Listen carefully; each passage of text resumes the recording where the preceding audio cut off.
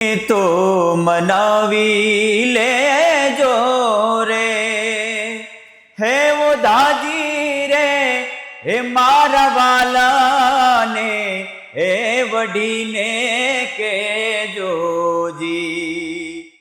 સરસ્વતીનું જેને બિરુદ આપવામાં આવે છે એવા લતા દીદીના ચરણોમાં બેસીને એમણે ભજનો ગાયા છે. સંગીત ખાસ કરીને ગુરુ પરંપરાથી શીખાય. પહેલી વખત હું સ્ટેજ ઉપર સિંગિંગ કરું છું. ક્યાંય ડરવાનું ન હોય. આપ સ્ટેજ ઉપર અડધૂટ પણ કરવામાં આવતા હોય. સ્ટેજ હાથમાં આવ્યું છે એટલે મૂકવું જ નથી માયકને. કે જ્યારે અપમાન સહન થાય ત્યારે અંદરથી કેવો ભાવ ઉત્પન્ન થાય. નગર में जोगी आया हो आके अलख जगाया अजब है तेरी माया. લતાજીના પહેલી નજરમાં મળ્યા ત્યારે અંદરથી શું લાગ્યું તમને? તું મારા પપ્પા જેવું ગાય છે બેટા, દીનાનાથ મંગેશકરજી જેવું. સંગીતકારમાં બહુ મોટામાં મોટું નામ કહી શકાય, લક્ષ્મીકાંત પ્યારેલાલ. હા, લક્ષ્મીકાંત. પ્રેમાનંદજી મહારાજની પણ વાત કરી. જી, કેવો અનુભવ રહ્યો? આમે મેં ગીત ગાયું, પછી મહારાજજી કાયદેસર આંખમાંથી આંસુ જાય છે. પ્રેમાનંદજી મહારાજના આંખમાંથી. પાર્થિભાઈ જેવા દિગ્ગજ કલાકારો બનવું છે તો પાર્થિભાઈ જેવું એમ નવું લઈ આવો એમ મને કે. હે મારું હૈયું દબકાવે રે તારા મોબાઈલની રિંગટોન. ગુજરાતની પબ્લિકને આવું જોઈએ છે, મુંબઈની પબ્લિકને આવું જોઈએ. અમુક એવા ગીતો ન ગાઈ શકો કે જેથી કરીને એને આપણે અપમાન ગણીએ માતાજીનું, એ ટાઈપનું. પણ મજા આવે. ગુજરાતી આપણું એવું મજેદાર છે અને મુંબઈ મજેદાર છે. મુંબઈ તો મુંબઈ તો લગભગ અડધું ગુજરાત જ છે. હા, અડધું ગુજરાત છે. હા, એટલે આનંદ આવે, બધાને ગરબા ઘૂમવાની મજા આવે ને એ બધા ભગવતીની કૃપા. અષાઢ ગિરી વરજા મોરલા ને કંકણ પેટ ભરા અમારી રતરે આવે ને બોલીએ તા તો અમારા હૈડા ફાટ મરા. હે જી અંબર ગાજે ને મેઘા ડંબર ગાજે હોજી રે અંબર ગાજે ને મેઘા ડંબર ગાજે અષાઢી સાંજના અંબર ગાજે. મારું સૌથી પ્રિય ગીત કે ભાઈ મને એના વગર ચાલે જ નહીં. છે શક્તિ કેરો સાથ જટા પર ગંગ બાહે દિન રાત ડાક ડમરૂ ના ડમડમા. ભલે ઘણા કલાકારો એમ કે ભાઈ અમે શીખ્યા નથી તો સારું ગાઈ શકીએ છીએ, બરોબર, પણ અધૂરું લાગે. આજ જાને કી જીદ ના કરો.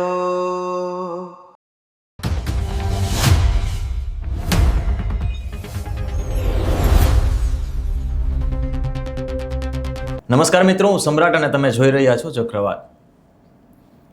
સંગીત બધાના જીવનમાં આવતું જ હોય છે, પ્રત્યક્ષ રીતે અથવા તો પરોક્ષ રીતે. ઘણી વખત એવું બને કે સંગીત આપણે ક્યાંય રસ્તામાંથી જઈ રહ્યા છે ને કોઈ સંગીત વાગી રહ્યું છે, સોંગ વાગી રહ્યું છે, લોકગીત વાગી રહ્યું છે, તો આપણા પગ ધ્રુજવા માંડે, કેમ કે આપણે ગુજરાતી છીએ. વાહ વાહ.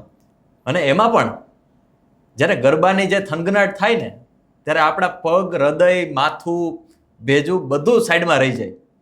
અને એ જે અંદર ઓહાપો જે મચે ને નાચવાનો, ગરબા કરવાનો, એ અદ્ભુત હોય છે. આવા ઘણા બધા કલાકારો આપણી સામે આપણે સાંભળતા હોઈએ છીએ, એમને સ્ટેજ ઉપર જોતા હોઈએ છીએ અને આપણે મજા લેતા હોઈએ છીએ. પરંતુ સ્ટેજ ઉપર જે કલાકાર છે એના સંઘર્ષની જે ગાથા છે એ લગભગ કોઈ જાણતું નથી હોતું. એણે કેટલી મહેનત કરીને એ સ્ટેજ ઉપર પહોંચ્યા છે એ જે નીચે ઉભેલા જે લોકો છે ને આપણા જેવા, એને ખબર નથી હોતી. ત્યારે ચક્રવાતના પોડકાસ્ટમાં આજે આપણે એવા વ્યક્તિને ગેસ્ટ બનાવ્યા છે કે જેમણે સરસ્વતીનું જેને બિરુદ આપવામાં આવે છે એવા લતા દીદીના ચરણોમાં બેસીને એમણે ભજનો ગાયા છે. એવા ગુજરાતના સુપ્રસિદ્ધ અને મોટા મોટા જે કલાકારો છે એમની સાથે જેમણે ગાયું છે એવા પિયુષભાઈ જોગદિયા આપણા ચક્રવાત પોડકાસ્ટમાં જોડાયા છે. નમસ્કાર પિયુષભાઈ. નમસ્કાર ભાઈ. આપ ચક્રવાતના માધ્યમથી આજે મને ઉપસ્થિત રહેવાનો અવસર મળ્યો એ બદલ તમારી આ ન્યૂઝ ચેનલ ચક્રવાતનો ખૂબ ખૂબ આભાર અને તમારો પણ ખૂબ ખૂબ આભાર. ધન્યવાદ. પિયુષભાઈ, આપણે શરૂઆતના સ્ટેજમાં તમે જ્યારે સંગીતનું કંઈ જાણતા નહોતા, કે તમને એવું પહેલા શરૂઆતમાં સંગીત શું છે ખ્યાલ નહોતો, તમારા પરિવારની સ્થિતિ શું હતી અને તમે સંગીત પ્રત્યે કેવી રીતના આગળ વધ્યા? હું આમ તો મારા ગામ છેલણામાં હું પ્રાથમિક શાળામાં ભણતો ત્યારે 26મી જાન્યુઆરીમાં 15મી ઓગસ્ટમાં નાના મોટા ફંક્શનો એમાં હું બધે ગાતો, બરાબર. પણ ત્યારે મારો અવાજ સારો હતો. એ પછી હું અમરેલી જિલ્લાનું બાબાપુર ગામ છે, ત્યાં ગાંધીવાદી સંસ્થા છે, ગુણવંત દાદા પુરોહિત, અને એમના ત્યાં પ્રિન્સિપાલ હતા મંદાકિનીબેન પુરોહિત. અને ત્યાં હું ગયો એટલે મારા પપ્પાએ બેનને કીધું હતું મારો દીકરો સરસ ગાય છે બેન, એમને થોડો ઘણો સપોર્ટ ને આમ તેને એને પ્રોત્સાહિત કરજો. એટલે જ્યારે પહેલો દિવસ હતો એ સ્કૂલની અંદર મારો, અને બહુ સરસ સંસ્થા છે ત્યાં. અત્યારે લગભગ બહુ સારી રીતે લોકોને શિક્ષણ આપવામાં આવે છે, છોકરાઓને બધાને બહુ સારી રીતે. તો પ્રાર્થના સભા હતી અને મારું નામ એ બેનને આવડતું નહીં, મંદાકીની બેનને. એ બેને કીધું કે છેલણા ગામથી આવે છે અને પિયુષ નામ છે, એના પપ્પાએ કીધું કે છોકરો બહુ સરસ ગાય છે. એટલે પછી હું ઊભો થયો ત્યારે તો લગભગ 700-800 વિદ્યાર્થી, અને કોઈ દિવસ મેં એવડા મોટા પબ્લિકમાં એટલા મોટા સ્ટેજ ઉપર કે ક્યાંય મેં ગાયું નહોતું. અને બધી પબ્લિકને મેં જોઈ, છોકરાઓને જોયા. પછી આમાં બધા ગુરુજનો બેઠા હતા, અને પછી મને ગવડાવ્યું. ત્યારે મેં પહેલી વાર નગર મેં જોગી ગાયું હતું. અને નગર મેં જોગી ભજન છે મહાદેવજીનું, એ મારું બહુ ફેવરિટમાં ફેવરિટ ભજન છે. કોઈ પણ ગીત કે ગઝલ ભજન ગાતા શીખો હોય તો પહેલામાં પહેલું ગીત હું નગર મેં જોગી ગાતા શીખો છું. હા, તો એ શરૂ હવે તમે વાત કરી જ છે, ઉખેરી જ છે, તો પછી એક નગર મેં જોગી આયા થઈ જાય. नगर में जोगी आया हो आके अलख जगाया, अजब है तेरी माया हो सबसे बड़ा है तेरा नाम भोलेनाथ भोलेनाथ भोलेनाथ भोलेनाथ भोलेनाथ भोलेनाथ हो अंगभूत गले रुद्रमाला शेष नाग लिपटायो, बाको तिलक बाल चंद्र में नंद घर अलख जगायो, नगर में जोगी आया हो आके अलख जगाया, अजब है तेरी माया हो सबसे बड़ा है तेरा नाम भोलेनाथ भोलेनाथ भोलेनाथ. વાહ વાહ વાહ પિયુષભાઈ, જોરદાર જોરદાર. હવે ઘણી વખત એવું થતું હોય કે આપણે સ્ટેજ ઉપરથી ઘણા બધા કલાકારો છે, તમારા સાથી કલાકારો હોય, સિનિયર ઘણા બધા કલાકારો હોય, શું માનપાન હોય છે સ્ટેજનું? કેમ કે જ્યારે સ્ટેજ ઉપર તમે ચડો તો તમને ખ્યાલ, ઘણી વખત એવું બને કે ભાઈ આપણે ખ્યાલ નથી હોતો કે સ્ટેજ ઉપર કોણ કલાકાર બેઠું છે. ઘણી વખત આપણે અજાણા પણ હોય સિનિયર કલાકારોથી, કે જે ચહેરાઓ જે આપણી આસપાસ દેખાય છે એને જાણીતા હોય, પરંતુ જે આપણે ઓળખતા જ નથી એવા કોઈ કલાકારો જે વર્ષો પહેલા કામ કરી ગયા હોય, એવા હોય તો સ્ટેજનું માનપાન શું હોય એક કલાકાર તરીકે? કલાકાર માટે સ્ટેજ છે માં સરસ્વતીનું મંદિર છે, પહેલી વસ્તુ તો એ બરાબર. એટલે આપણે સ્ટેજનું બહુ મર્યાદા રાખીએ છીએ. અને બીજી વસ્તુ કે ઘણા ગુજરાતના નામાંકિત કલાકારો છે, એમની સામે ઘણીવાર એમ થાય કે ભાઈ કીર્તિદાનભાઈ સાથે આપણો કાર્યક્રમ છે, તો ઘણીવાર એમ થાય કે એવડા મોટા કલાકાર સાથે ગાવાનો આપણે અવસર મળ્યો, એ આનંદ પણ હોય. અને એક બાજુ એમ થાય કે સારું નહીં ગવાય તો એવું પણ બને, આપણાથી સારું નહીં ગાઈ શકીએ તો કેવું થશે? કારણ કે અમુક દિગ્ગજ કલાકારો બેઠા હોય, બરાબર, ઓસમાનભાઈ છે, કીર્તિદાનભાઈ છે, પછી ગુજરાતના ઘણા બધા નામાંકિત કલાકારો છે, એ સામે બેઠા હોય. એટલે આપણે અંદરથી એમ થાય ને કે ભાઈ એની સાથે ગાવાનો એક આનંદ પણ હોય, પણ બીજી સાઈડ એમ પણ હોય, ડર પણ હોય કે એવડા મોટા કલાકાર બેઠા એના જેવું. કારણ કે પબ્લિક લોકો એને જ સાંભળતા હોય વધારે, બરાબર. આપણે ગાવા બેસીએ તો આપણે એમ થાય કે આપણે કોણ સાંભળશે?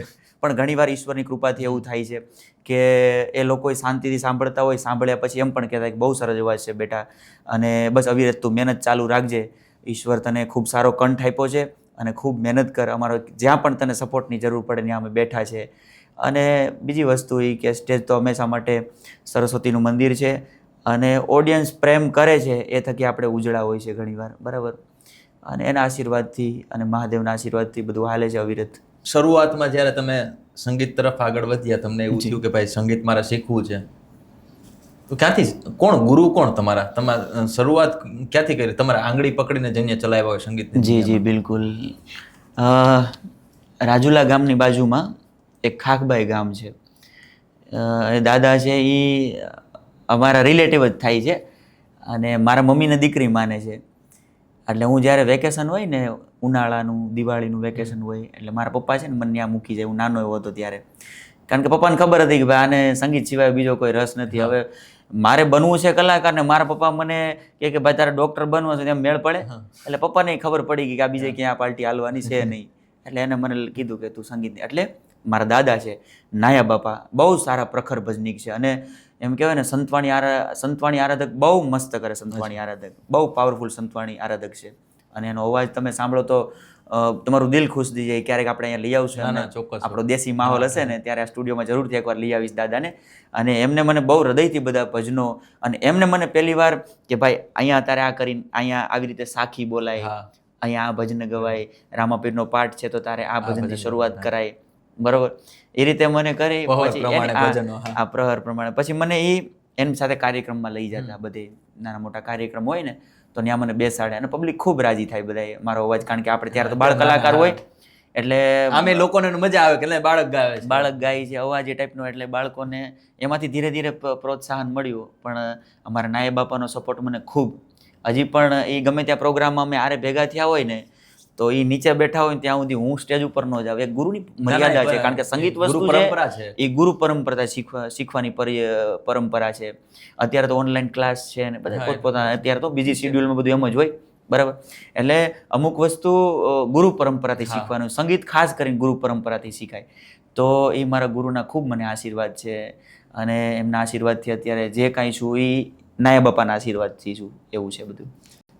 તમે જે રીતના ગુરુ પરંપરાની વાત કરી, તમારા શરૂઆતી દિવસોની વાત કરી, સંગીત શીખવાની વાત, તમને પહેલું સ્ટેજ ક્યાંથી મળ્યું, કેવી રીતના મળ્યું કે ભાઈ પહેલી વખત હું સ્ટેજ ઉપર સિંગિંગ કરું છું? હા, પહેલી વાર એમના જ ગામમાં ખાખભાઈમાં, ત્યાં છે ને એક દાદા ઓફ થઈ ગયા હતા, તો દાદાનો બધાનો કાર્યક્રમ હતો નાયા બાપાનો. ત્યારે અમે તો સમજતા આપણે શું છે નાના હોય એટલે બાળક બુદ્ધિ હોય, તો ત્યારે મને કે બેટા તારે ગાવાનું છે, તું પ્રેક્ટિસ કરી લેજે. મેં કીધું સારું. મેં કીધું મેં દાદા કોઈ દિવસ સ્ટેજ ઉપર ગાયું નથી, પણ એ કે તમે તોય તારે આમ જ શીખવાનું હોય કે, બરોબર, ધીરે ધીરે કરી આવી રીતે શીખીને જ આગળ વધાય. તો સારું, ત્યારે મેં ત્યાં ગાયું હતું પહેલી વાર, અને ત્યારે બહુ બધા રાજી થયા હતા, અને બધાના આશીર્વાદ ખૂબ મળ્યા હતા ત્યાં. એ પછી તો ધીરે ધીરે એમની સાથે બધા કાર્યક્રમમાં લઈ જતા. પછી ત્યાંથી એક એમ કહેવાય ને ડર, આપણે સ્ટેજ ઉપર બેઠા હોય, સ્ટેજ ફિયર, હા સ્ટેજ ફિયર, એ એમને કાઢી નાખ્યો કે ક્યાંય ડરવાનું ન હોય, આપણે આંખ બંધ કરીને ગાવાનું હોય, આપણે એવું સમજવાનું કે સામે કોઈ બેઠું જ નથી, બરાબર, આપણે એકલા જ છે, એ રીતે જ ગાવાનું. અને અત્યારે તો ઈશ્વરની કૃપાથી, ભગવાનની દયાથી મોટા મોટા કાર્યક્રમમાં બેઠા હોય, કદાચ લાખોની પબ્લિક હોય તો અહીંયા એક જરીકે ધડકે નહીં, સમજ્યા, એટલી ભગવાનની કૃપા. પિયુષભાઈ, સંગીત સાથે હું પણ ક્યાંક ને ક્યાંક થોડો વડો જોડાયેલો છું. મને ખ્યાલ છે કે સંગીત ક્ષેત્રે ઘણા બધા ઉતાર ચઢાવો આવતા હોય આપણા જીવનમાં. ઘણી વખત સ્ટેજ ઉપર હળધૂટ પણ કરવામાં આવતા હોય, એવી કોઈ કન્ડિશન તમારા જીવનમાં બની છે કે કેમ? હા, ઘણીવાર એવી કન્ડિશન બની છે કે ઘણા કલાકારો, આપણે કોઈના નામ નથી લેવા, બરાબર, પણ આપણે ગાતા હોય એટલે પાછળથી એમનું મોઢું બગડી જાય, બરાબર. પછી આપણું નામ મેન કલાકારમાં હોય, અને મારો એક નિયમ છે સમ્રાટભાઈ કે કલાકનો રાઉન્ડ બહુ, 2 થી 3 ભજનો ગાવાના, બરાબર. એ પછી અમુક કલાકારો હોય તો એ 5-5, 10-10 ભજન ગાય કે ભાઈ આપણે સ્ટેજ હાથમાં આવ્યું છે એટલે મૂકવું જ નથી માયકને, સમજ્યા, એવું જીવન. પણ કલાકારનો એક નિયમ હોય કે ભાઈ આપણે સામેવાળું ઓડિયન્સ એ બોરિંગ થાય છે તો આપણે બીજા કલાકારને આપણે ચાન્સ આપવો જોઈએ. અને ઘણી જગ્યાએ ઘણા અપમાન સહન કર્યા હોય, અને એ તો કંઈક મેળવવા માટે આપણે કંઈક ગુમાવવું પડે, કંઈક સંઘર્ષ કરવો પડે, તો જ આપણે પ્રગતિના શિખરો પાર કરીએ, બરાબર, આવું છે. કે જ્યારે અપમાન સહન થાય ત્યારે અંદરથી કેવો ભાવ ઉત્પન્ન થાય? આમ તો આપણે નર્વસ થઈ જાય કે સાલું આવું કેમ થાય છે એમ, બરાબર. પણ પછી ઈશ્વરને પ્રાર્થના કરી, ભગવાનને, આપણા ઈષ્ટદેવને પ્રાર્થના કરી કે આ બધું સહન કરીને જ તારે આગળ વધવાનું છે, કારણ કે કાંઈક મેળવવું હશે તો કંઈક ગુમાવવું તો પડશે. બધી જગ્યાએ તમને કાંઈ રાજપાટ ને સોના ચાંદીમાં એ તો ન મળે એમ, બરાબર. એટલે ક્યાંક તો તમને સહન કરવું પડે. અને મ્યુઝિકની ફિલ્ડ તો એવી છે કે આમાં તમારે સતત મહેનત કરવી પડે, સતત રિયાઝ કરવો પડે. ઘણીવાર ઓડિયન્સ એવું હોય તો અમુક કલાકાર એવા હોય કે ભાઈ જે સામે ઓડિયન્સ બેઠું છે એને શું સાંભળવું છે એ ખુદ કલાકારને ખબર ન હોય, બરાબર. એના કારણે એ પ્રોગ્રામ ફ્લોપ જતો હોય. એના કારણે પણ ઘણીવાર આપણે નર્વસ થતા હોય કે ઓડિયન્સ એટલું બધું છે પણ એને શું સાંભળવું છે. ઘણીવાર તમે સંતવાણીનો માહોલ હોય, તમે સંતવાણી કરતા હોય તો એ લોકોને મજા ન આવે, તમે ડાયરો કરતા હોય તોય મજા ના આવે. પણ ઘણીવાર ઈશ્વરની કૃપા કામ આવતી હોય, અને ક્યાંક ને ક્યાંક આપણે તો બધે જઈએ છીએ ત્યાં પબ્લિકને ખૂબ આનંદ આવે છે કારણ કે એટલો ઈશ્વર ઉપર ભરોસો છે અને ઈશ્વરે કંઠ સારો આપ્યો છે અને એ કંઠના માધ્યમથી દુનિયાને આપણે રાજી કરી શકીએ છીએ. એ આશીર્વાદ છે ભગવાનના.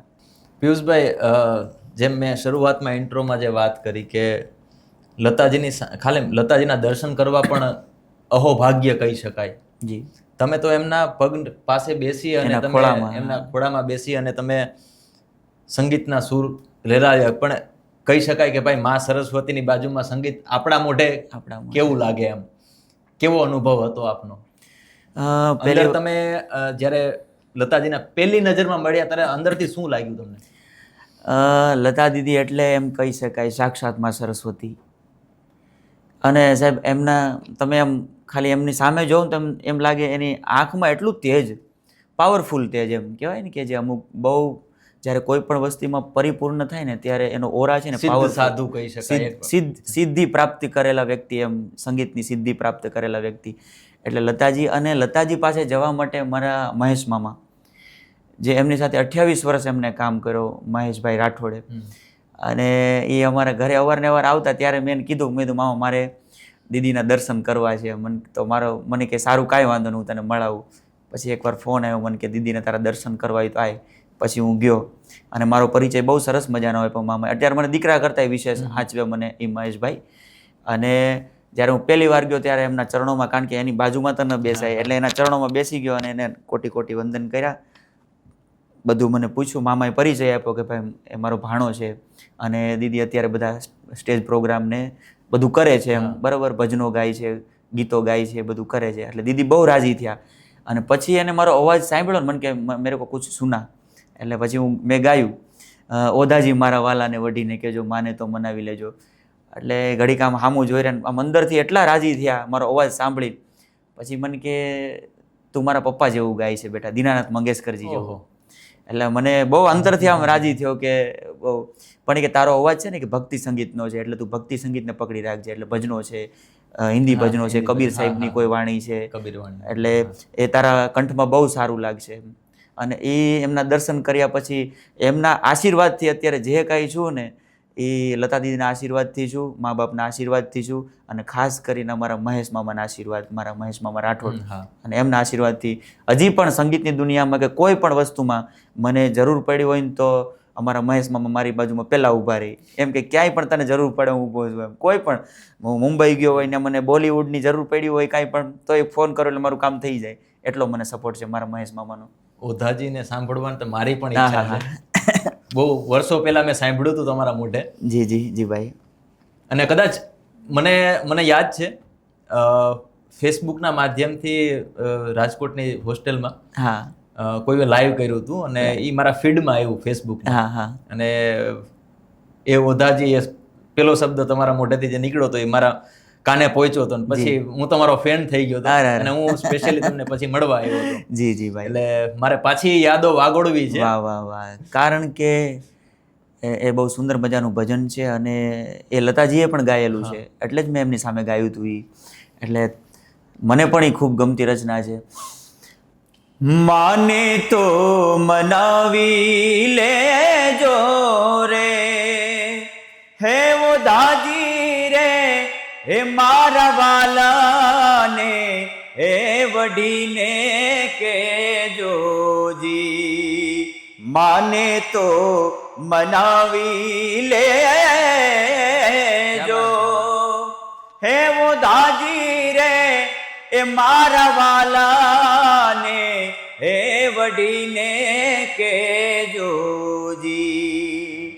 મથુરાના રાજા થયા છો,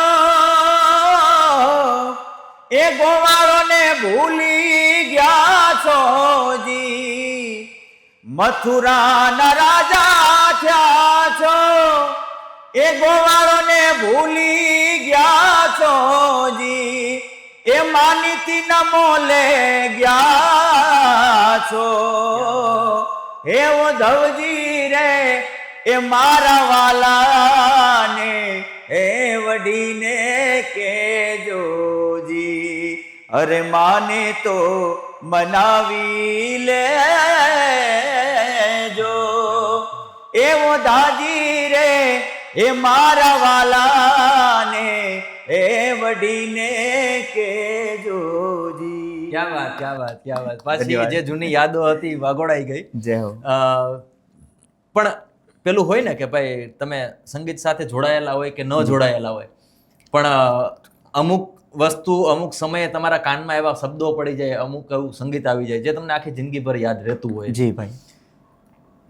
ઘણા બધા સ્ટેજ પ્રોગ્રામો કર્યા તમે, ઘણા બધા કલાકારોને મળ્યા હશો, ઘણા બધા અત્યારે દિગ્ગજ જે ગુજરાતના દિગ્ગજ જે કલાકારો કહેવાય એ કલાકારો સાથે તમે કામ કર્યું છે. ક્યાં કલાકારોને તમે આમ અંગત રીતના ઓળખો છો અને તમે શું કહેવાય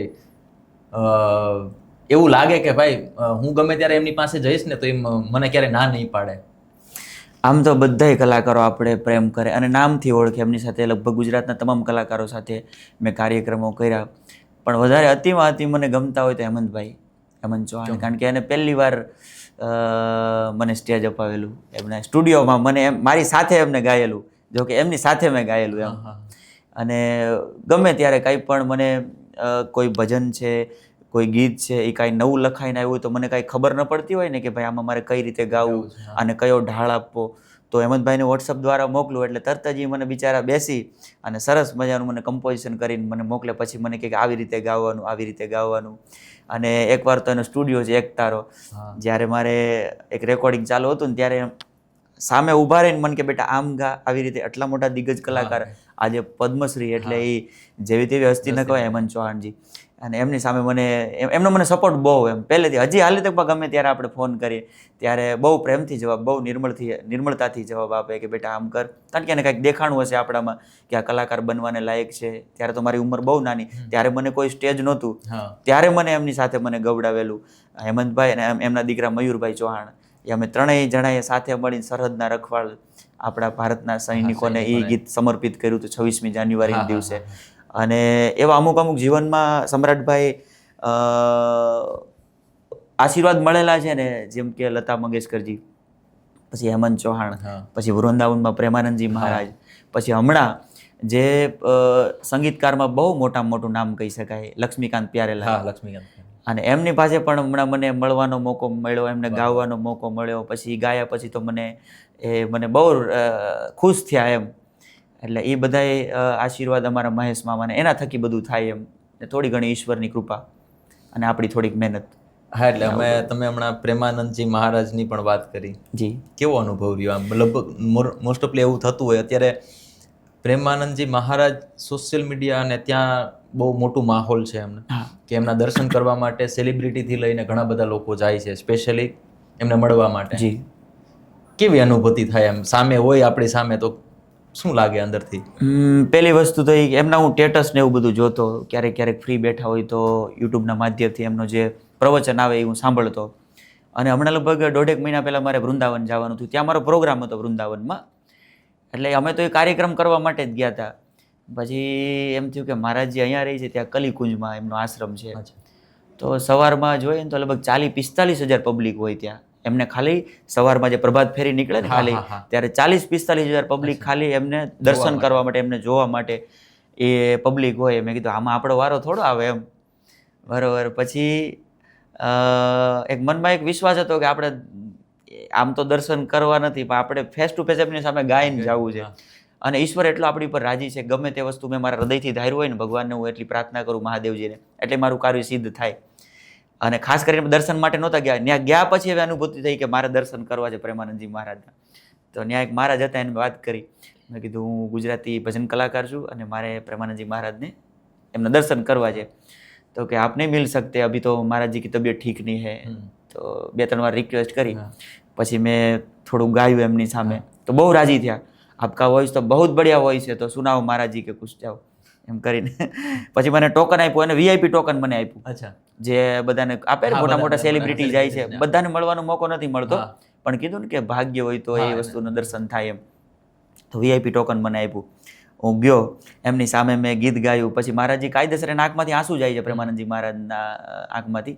અને બહુ અદ્ભુત એમ કહેવાય ને કે અત્યારે હું એમ કહું સમ્રાટભાઈ, આપણે ખાલી તાવ આવ્યો હોય ને તો એ માણસના ચહેરા એકદમ ઝાંખા પડી જાય, કાંઈક લાગ્યું હોય તો આપણો ચહેરો ઝાંખો પડી જાય, પણ એને બેય કીધી નથી.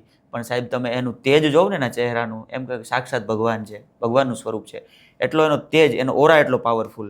અને જ્યારે મેં એમની સામે ગાયું ત્યારે કાયદેસરના એની આંખમાંથી આંસુ જતા હતા, મહારાજજીની આંખમાંથી. અને બહુ હૃદયથી એમના દર્શન કરી પછી એમને મને એના હાથે ચૂંદડી ઓઢાડી, રાધાજીને જે ઓઢાડે છે ને એમના હાથે મને ચૂંદડી ઓઢાડી. અને પછી હું દર્શન કરીને એમની સામે મેં ગાયું હતું એ 2 લાઈન આપની સમક્ષ મૂકું. જી બિલકુલ બિલકુલ.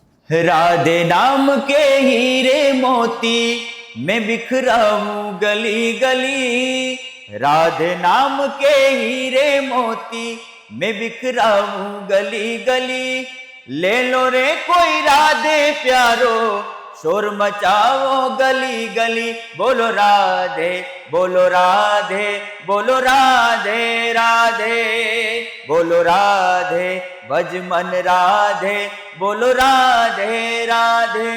આ ગીત સાંભળ્યું અને કાયદેસરના એના આંખમાંથી આંસુ વહી ગયા. એટલે આ ગીત અમે તાત્કાલિક ધોરણે બનાવી લીધું હતું, કારણ કે ત્યાં જવું તો કંઈક રાધાજીનું ગાવું, કોઈ મગજમાં ગીત નહીં, કારણ કે આપણે ખબર નહોતી કે એમના દર્શન થશે કે નહીં. પણ અચાનક એમના દર્શન થયા એટલે પછી એ જ ઘડી એની અમે ગેટની બહાર આ ગીત મેં બનાવીને એમની સામે ગાયું તો બહુ રાજી થયા. એટલે એ ઈશ્વરની કૃપા એમ. એટલે ઘણી વખત એવું થતું હોય કે તમને આમ તમે જે કીધું ને કે ભાઈ આપણે સ્પેશિયલી ત્યાં નહોતા ગયા, હા પ્રોગ્રામ માટે હું ગયો. હા, અને અચાનકથી આવી રીતના એટલે કુદરતની કૃપા કહી શકાય. ઘણી વખત કાર્યક્રમોમાં જતા હોય તો ક્યારેક પેલા શરૂઆતમાં આપણે જે વાત થઈ કે ભાઈ કાર્યક્રમોમાં જઈએ ત્યારે લોકોને ક્યારેક મજા આવે ને ક્યારેક નોય આવે, બધા દિવસો સારા ન હોય એમ. હા, ત્યારે કેવી પરિસ્થિતિ થાય તમને એમ કે ભાઈ સામે ઓડિયન્સને તમે ઓળખી જ નથી શકતા, તમે જેવું પીરસો છો એને ગઝલ નથી જોતી, એને લોક ડાયરા નથી જોતા, એને ભજન નથી જોતો, તો તમે કેવું એમ અંદરથી શું થાય કે ભાઈ આપણે શું આપી શકીએ એમ? ઘણીવાર એવું આવા બધા અનુભવો થતા હોય ને ત્યારે એમ થાય કે હવે ઠીક છે, હવે જે આનંદ આવે પછી. હવે અત્યારે તો કેવું છે, અમુક વિસ્તારોમાં, હવે દાખલા તરીકે અમારો વિસ્તાર કાંઠા વિસ્તાર કહેવાય, તો એ કાંઠા વિસ્તારમાં એવો સમાજ છે કે ત્યાં બધાને જિગ્નેશ કવિરાજને સાંભળવા વધારે ગમે, બરાબર. પછી તમે મુંબઈ સાઈડ જાઓ તો ત્યાં કીર્તિદાનભાઈ છે, ઓસમાનભાઈ છે, જે એ રીતે કલાકારો છે અલગ અલગ. એટલે ગમે ત્યાં બધી જગ્યાએ કોઈ પણ મોટો કલાકાર હોય એ બધી જગ્યાએ સક્સેસ થાય એવું હોતું નથી. ઘણીવાર દિગ્ગજ કલાકારો હોય, નામાંકિત કલાકારો એ ફ્લોપ જતા હોય, લાખો રૂપિયા ફી લેતા હોય એ પણ ફ્લોપ જતા હોય. અને એમાંથી જ આપણે શીખવાનું હોય કે ભાઈ આજે અહીંયા પ્રોગ્રામ એવો ગયો છે તો બીજી વાર આપણે એવો ટ્રાય કરશું કાંઈ શું લોકોને જોતું છું. પણ કહેવાનો અર્થ કે તમે કલેક્શન એટલું બધું હોવું જોઈએ કે એને શું સાંભળવું છે કોઈની. અને પછી આપણે એમ કેવું પડે, ઘણીવાર નર્વસ થતા હોય, અમુક લોકો ઓડિયન્સને મજા ન આવતી હોય તો ઘણીવાર આપણે એમ કે ભાઈ તમને શું સાંભળવું છે, તો કે અમારે મોરબની થનગાટ સાંભળવું છે, અમારે આ સાંભળવું છે, અમારે ફલાણું સાંભળવું છે. આ બધી વસ્તુઓ એમ કરીને આપણે કલાકારોને ઘણીવાર ઓળખતા હોય. પછી ઘણા લોકો કલાકાર હોય તો એ ઓડિયન્સને મજા ન આવતી હોય તો એ કલાકાર તો હોય પણ સાથે એનું સાહિત્ય કરીને પણ સમજાવતા હોય, સાહિત્યથી લોકોને એટ્રેક્ટ કરે. કીર્તિદાનભાઈ છે તો એ ઘણીવાર અમુક હિન્દી ગીતો ગાય તો ઘણા લોકોને એમ થાય કે ભાઈ આ ડાયરાના પ્રોગ્રામમાં સંતવાણીનો પ્રોગ્રામ છે તો ત્યાં એ હિન્દી ગીતો ગાય છે, ઘણા લોકોના મનમાં આવું થાય. પણ એની ભાવના એવી હોય કે ભાઈ એ ગીત સાંભળવા માટે આવે છે હિન્દી ગીતો, તો એ બાને 10 ભજનો કે 20 ભજનો એ ભજનો સાંભળીને જાય એમ. 2-5 ગીતો હિન્દીના નાખે વચ્ચે, એવો એના સાથે સાથે ભજનો પણ સાંભળે એમ, એવી ભાવનાથી. એમના મેં એક ઇન્ટરવ્યુમાં સાંભળેલું છે એટલે મને ખબર. અને આ તો દુનિયા છે, સારું ગાવ તો રાજી થાય અને ક્યારેક ન ગમે તો નારાજ થાય. એટલે આ તો દુનિયા છે, હાલ ચાલ્યા કરે એમને. અને એ બધું સહન કરવાનું હોય, ધીરે ધીરે સહન કરવાથી જ કંઈક પ્રાપ્ત થતું હોય છે. આવું છે. દર વખતે તમે નવરાત્રિમાં પાર્થિવભાઈ સાથે પણ મુંબઈમાં ઘણી વખત કાર્યક્રમોમાં જાય, જ્યારે તમે કોઈ મોટા કલાકાર સાથે કે નવરાત્રિ કરો છો કે એવા કંઈ મોટા સ્ટેજ શેર કરો છો ત્યારે કેટલું માન હોય છે એમનું, આપણું માન કેટલું વધે છે? જી, પાર્થિવભાઈ જેવા દિગ્ગજ કલાકારો જેમણે એમના વાઇફ માનસીબેન પણ એ પણ ઇન્ડસ્ટ્રીમાં કામ કરે છે. જી, કેવો માહોલ બનતો હોય, તમારા સંબંધો કેવા હોય એની સાથે? પાર્થિવભાઈ બહુ જબરજસ્ત માણસ છે અને સંગીતની દુનિયામાં તો સાહેબ એમનામાંથી ઘણા કલાકારો પ્રેરિત થાય છે, પ્રેરણા લે છે કે બનવું છે તો પાર્થિવભાઈ જેવું એમ. એટલે પહેલી વાર જ્યારે મેં એમની સાથે નવરાત્રિ કરી ને ત્યારે મેં વાત કરી કે ભાઈ હું કલાકાર છું, મને આવી રીતે ગાવાનું શોખ છે. તો એને મને સાંભળ્યો હતો કે તારો અવાજ બહુ સારો છે, તો આ નવરાત્રિમાં તું આવી જાજે. અને સાહેબ ત્યાં નેસ્કો ગોરેગાંવમાં પણ મને અવસર મળ્યો ત્યારે એ કે કાંઈક નવું લઈ આવો એમ મને કે. મેં કીધું સારું નવું. પછી પહેલી વાર મેં ગીત ગાયેલું છે મારું હૈયું ધબકાવે રે તારા મોબાઈલની રિંગટોન.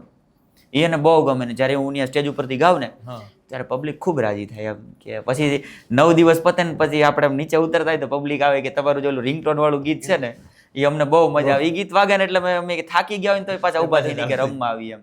અને પાર્થિવભાઈને એ ગીત બહુ ગમે એમ એટલે 2 લાઈન એની પણ મૂકું. ચોક્કસ. હે મારું હૈયું ધબકાવે રે તારા મોબાઈલની રિંગટોન. હે મારું હૈયું ધબકાવે રે તારા મોબાઈલની રિંગટોન. મોબાઈલની સ્ક્રીન પર ફોટો રૂવાબી, ચહેરો ગુલાબી ને આંખો શરાબી, તારી જુલ્ફો લહેરાવે રે તારા મોબાઈલની રિંગટોન. આ ગીત જ્યારે ગવાય ને ત્યારે આમ મુંબઈ ડોલી ઉઠે, નાચી ઉઠે, મજા આવે બધાને. પણ એમ ગુજરાતી પબ્લિક ને એમ ટૂંકમાં મુંબઈની પબ્લિક આમ ડિફરન્સ તમને શું કઈ ખબર પડી કે ભાઈ આમાં ગુજરાતની પબ્લિક ને આવું જોઈએ છે, મુંબઈની પબ્લિક ને આવું જોઈએ છે? હા, અહીંના આપણા ગરબા છે ને એ આખા અલગ એમ, બરોબર. ગરબા સેમ જ હોય પણ રિધમ અલગ એમ. અહીંયા કેવું છે કે અહીંના બીટ અલગ, ત્યાંના પણ બીટ અલગ. ત્યાં બધું આમ એક જાત પ્રોફેશનલી હોય બધું એમ પાર્થિવભાઈના નવરાત્રિમાં. અને ત્યાં નવરાત્રિ કરવાની પણ ખૂબ મજા આવે એમ. અને નવરાત્રિ પરંપરાથી થાય કારણ કે આપણે માતાજીને ધ્યેયમાં રાખીને કરતા હોય. તો અહીંયા કેવું છે આપણે વધારે માતાજી ઉપર ફોકસ કરતા હોય. તો ત્યાં તો બોલિવૂડ પણ હાલે ગરબા નવરાત્રિમાં, કારણ કે પબ્લિકને મોજ આવી જોઈએ ને, આનંદ આવવો જોઈએ પબ્લિકને. એ પ્રમાણે જે પ્રમાણે એટલે હિન્દી ગીતો હાલે, આપણા લોકસંગીતના ગીતો હાલે, એ ટાઈપનું બધું. અને અહીંયા આપણે કેવું છે કે મર્યાદા હોય આપણા ગામડાઓમાં કે ભાઈ માતાજીના જે પ્રાચીન ગરબાઓ છે એ જ ગાવાના, કે અમુક એવા ગીતો ન ગાઈ શકો કે જેથી કરીને એને આપણે અપમાન ગણીએ માતાજીનું એમ, એ ટાઈપનું. પણ મજા આવે. ગુજરાતી આપણું એવું મજેદાર છે અને મુંબઈ મજેદાર છે. મુંબઈ તો લગભગ અડધું ગુજરાત જ છે. હા, અડધું ગુજરાત છે. હા, એટલે આનંદ આવે ને બધાને ગરબા ઘૂમવાની મજા આવે ને એ બધા ભગવતીની કૃપા. મને તમારું એક ગીત વધારે મતલબ આમ તમારા મોઢે ગમે છે, અંબર ગાજે ને. જી મારે એક સાંભળવું છે મને. અષાઢ ગિરી વરજા મોરલા ને કંકણ પેટ ભરા, અમારી રતરે આવે ને બોલીએ તા તો અમારા હૈડા ફાટ મરા. હે જી અંબર ગાજે ને મેઘા ડંબર ગાજે, હોજી રે અંબર ગાજે ને મેઘા ડંબર ગાજે, અષાઢી સાંજના અંબર ગાજે, અહાડી હાંજના અંબર ગાજે, માથેલા મોરલા નાટ હુકા બોલે, માથેલા મોરલા નાટ હુકા બોલે, ટહુકા બોલે ને ઝીણી ઢેલડ ડોલે, હોજી રે ટહુકા બોલે ને ઝીણી ઢેલડ ડોલે, અહાડી હાંજના અંબર ગાજે, અષાઢી સાંજના અંબર ગાજે. તમને જે ગમતું હોય, તમને આમ હોય કે ભાઈ મારું સૌથી પ્રિય ગીત, કે ભાઈ મને એના વગર ચાલે જ નહીં એમ, ગમે એ કાર્યક્રમમાં જાવ તો તમને એમ થાય કે ના આ તો મારે જોઈએ જ એમ, આ જે ગીત છે એ તો મારે ગાવું જ છે, એવું કોઈ ગીત ખરું? આમ તો સમ્રાટભાઈ હું ઘણીવાર પ્રોગ્રામમાં જતો હોઉં છું, ત્યાં ઘણા બધા ઓડિયન્સની પણ ફરમાઈશ હોય અને મને પણ એ ગાવ નહીં ત્યાં સુધી મારા જીવનમાં શાંતિ ન થાય. પ્રોગ્રામ મને એમ થાય કે સક્સેસ નથી એમ હજી. એટલે હું દેવનો દેવ મહાદેવને ખૂબ માનું અને મને મહાદેવની રચના કોઈ પણ જગ્યાએ હું પ્રોગ્રામમાં ગયો તો ત્યાં મારે એ મહાદેવને તો યાદ કરવા પડે. અને અહીંયા પણ આજે સ્ટુડિયોના માધ્યમથી અહીંયા એક આશીર્વાદ મળી જાય અને એક પોઝિટિવ ઉર્જા થઈ જાય એના માટે દેવોના દેવ મહાદેવ. કારણ કે દેવ નથી, એ મહાદેવ છે. કે ના પૂછ મેરી પહેચાન મેં તો ભસ્મધારી હું, ના પૂછ મેરી પહેચાન મેં તો ભસ્મધારી હું, ભસ્મ से होता जिनका श्रृंगार उस महाकाल का पुजारी हूँ. देवनो देव महादेव छे शक्ति कैरो साथ जटा पर गंग बाहे दिन रात डाक डमरू ना डमडमाट. छे शक्ति कैरो साथ जटा पर गंग बाहे दिन रात डाक डमरू ना डमडमाट. शंख ना नाद करे छे याद शिव ने भजो जीव दिन रात, भोला ने नमो जीव दिन रात, शिव ने भजो जीव दिन रात. हे भोला ने भजो जीव दिन रात, डाडा ने तमे नमो जीव दिन रात. हे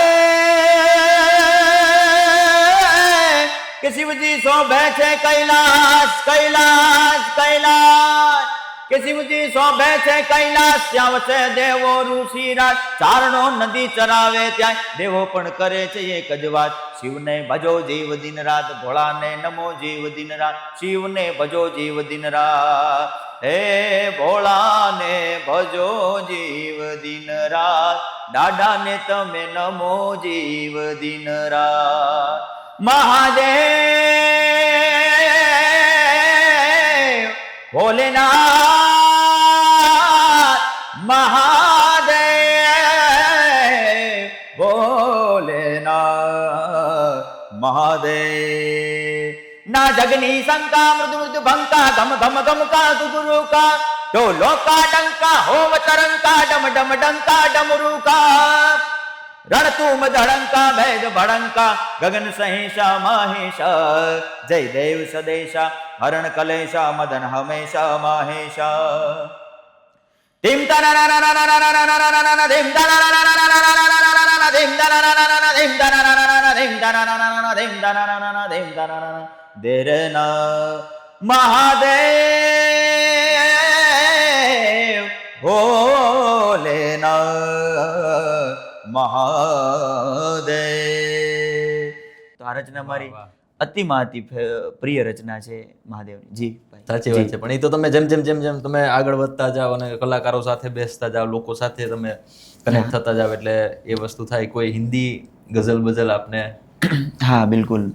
આમ તો ક્લાસિકલ મને ખૂબ ગમે, કારણ કે સંગીતમાં તમારે આગળ વધવું હોય તો ક્લાસિકલ નોલેજ બહુ જરૂરી છે.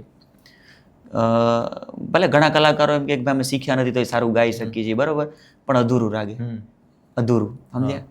કારણ કે સંગીતનો જીવ છે ક્લાસિકલ છે, આપણું ઇન્ડિયન ક્લાસિકલ મ્યુઝિક છે, એ એનો જીવ છે. અત્યારે તો બધું ગવાય છે, બધા ગાય છે, અને એ તો બધા ગાઈ શકે એવું કંઈ, પણ ક્લાસિકલનું નોલેજ બહુ જરૂરી છે. એટલે એમાંથી મને એક ગઝલ ગમે છે, યમન રાગમાં છે. આજ જાને કી જિદ ના કરો, आज जाने की जिद न करो, यूं ही पहलू में बैठे रहो, यूं ही पहलू में बैठे रहो, आज जाने की जिद न करो, हाय मर जाएंगे हम तो लुट जाएंगे, ऐसी बातें किया न करो, आज जाने की जिद न करो, आज जाने की जिद ન કરો. ક્યા વાત છે, ક્યા વાત છે. હવે તમારા પર્સનલ લાઈફ ઉપર આવશું. લગ્ન ક્યારે કરવાના છે? લગ્ન તો એકાદા વર્ષ પછી હવે આયોજન ગોઠવી છે ધીરે ધીરે ભગવાન ઈશ્વરની કૃપાથી, અને મમ્મી પપ્પાને જ્યાં સારું લાગશે ત્યાં તમને નહીં આપણે ઠપકારી દેશું. એવું ગમે બહુ બધું. જો એમાં એવું છે ભાઈ કે ઘણીવાર અમુક વસ્તુ છે ને એ આપણે થોડું બંધ મુઠ્ઠીમાં રાખવું પડે, સમજ્યા? એટલે ગમે છે અને મમ્મી પપ્પાને ગમે છે. ધીરે ધીરે ધીરે ત્યાં ના ના એક પ્રયત્ન કરશું. આમે કલાકાર તરીકે તમારે બધા લોકો સાથે જવું એટલે અમુક વસ્તુઓ રાખવી જ પડે. અને બધાના જીવનમાં પ્રેમ તો બધાને ના, હોય ના, ભાઈ. જરૂરી છે, પ્રેમ, જરૂરી કારણ કે પ્રેમ છે એ તો પરમાત્માની આપેલી વસ્તુ છે, પણ પવિત્ર પ્રેમની વાત છે. ઓલું આજે થાય ને કાલે છૂટા થઈ જાય એ પ્રેમની વાત નથી, બરાબર? પ્રેમ તો બહુ પવિત્ર વસ્તુ છે, અને પ્રેમ નિસ્વાર્થપણે થાય. ના ના એટલે પ્રેમની વ્યાખ્યા આપીએ તો અત્યારે વાગ્યા છે 6 વાગે, 3 કલાકની વ્યાખ્યાઓ છે, એટલે થશે એટલે બધાને ખબર પડી જાય. પણ તમને પેલો ફોન કરીશ કે ભાઈ નક્કી થયું છે એટલે એવું છે. જી જી સમ્રાટભાઈ. તો આ હતા પિયુષભાઈ જોગદિયા, જે ગુજરાતના સુપ્રસિદ્ધ સિંગર છે, ગાયક છે, કે જેમણે મોટા મોટા કલાકારો છે, કે જેમણે માત્ર ગુજરાતના જ નહીં પણ જે મુંબઈ ઇન્ડસ્ટ્રીઝના જે મોટા મોટા કલાકારો છે તેમને મળ્યા છે, તેમની સામે બેસીને ગાયું છે, એમના વખાણ પણ કર્યા છે. અને જેમને સરસ્વતીનું, જેમ આપણે વાત કરી કે જેમને સરસ્વતીનું બિરુદ મળ્યું છે, એવા લતા દીદી સામે પણ એમણે બેસીને ભજન ગાયા છે, અને લતા દીદીએ તેમના વખાણ પણ કર્યા છે.